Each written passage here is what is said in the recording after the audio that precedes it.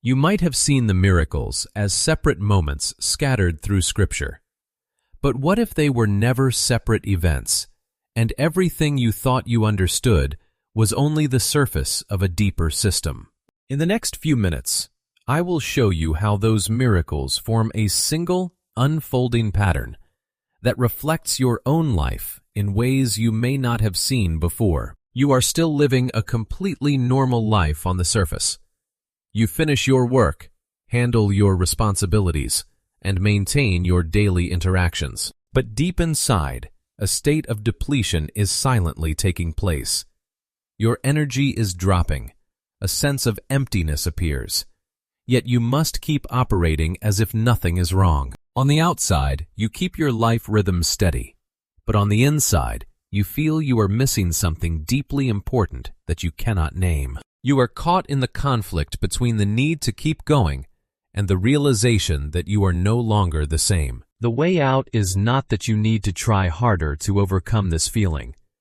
Instead, you need to look back at how those states are being formed and operating within you. And when you see that, the way you understand change will begin to differ. If this resonates with you, let me know in the comments. Most people think the miracles in the Gospels are disconnected stories of power. But there is something deeper happening beneath them that we usually miss. When reading about the miracles in the Gospels, we usually browse through them as isolated stories. It is just like scrolling through story highlights on social media. You see a blind man gain his sight. You see a lame man walk, or a massive crowd get fed, and you think these are random events, sudden displays of power that happen out of nowhere. But you are wrong. This is not randomness. Behind what looks like spontaneous acts, there is actually a system operating with strict logic, a structured sequence designed with deep intention. It is like looking at a complex spreadsheet.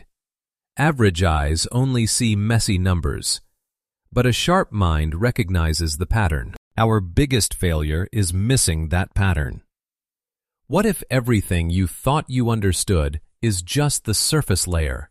What if miracles were not created to prove power, but to expose a completely different mechanism? It changes everything about how you view the events around you. Once you stop seeing fragments, you start seeing a structure of lack. The wedding at Cana is not just an ancient religious story. It is a perfect symbol of ordinary life depletion. In that story, the moment they ran out of wine was not just a catering mistake. It represents the collapse of the human emotional system. You are still running your life as usual. You go to work, you socialize, you keep smiling. But your internal energy is completely dried up. You are burning out while trying to look functional. You can look full on the outside and still be empty inside. At that wedding, there were 6 stone jars used for ceremonial washing. They represent human self-effort. We try to work harder. We try to maintain good habits. We try to fix the surface. But those ritual efforts are never enough. There is a massive gap between ritual effort and internal transformation. Your problem has never been a lack of resources.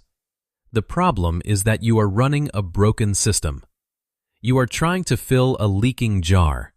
You cannot sustain empty systems. When emptiness is exposed, distance becomes the next illusion. We always live with a fixed belief that distance is a barrier. When someone is too far, you cannot reach them. When a goal is too far, you cannot achieve it. And when you feel exhausted, you think the divine is also too far from you. This emotional isolation creates a dangerous illusion. You think that being far away means having no impact. But look at the story of the nobleman's son or the centurion's servant. In both cases, there was absolutely no physical presence, no physical touch, no face-to-face meeting. Only a word was spoken, and space was completely broken. What if nothing in your life is actually out of reach? This is not a story about long-distance healing. This is the collapse of spatial limitation in authority systems. The word here acts as a mechanism of action. Supreme authority has the power to override any geographical distance. Distance is a human limitation. It is not a divine one. When you understand this mechanism, you realize a truth. Distance is not the issue. If distance is an illusion, then chaos is the next confrontation.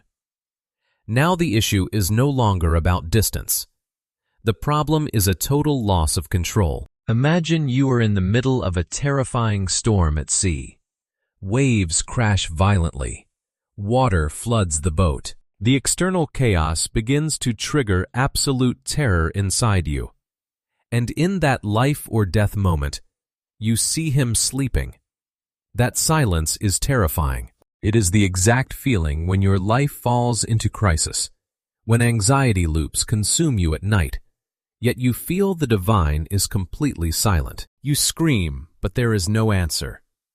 What do you do when everything is loud and heaven feels silent? That storm is not just an objective circumstance.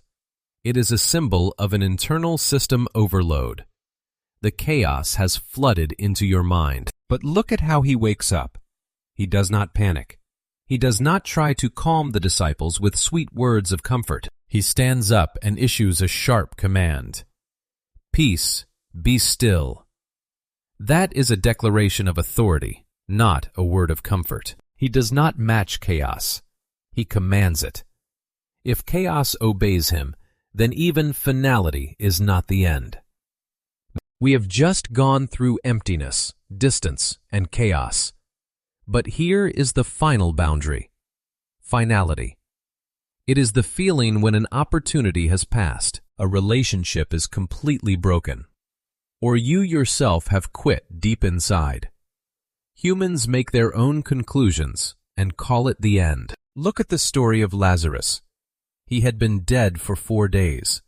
His body had already begun to decay. According to human logic, it was too late. Everything was irreversible. But that delay was completely intentional.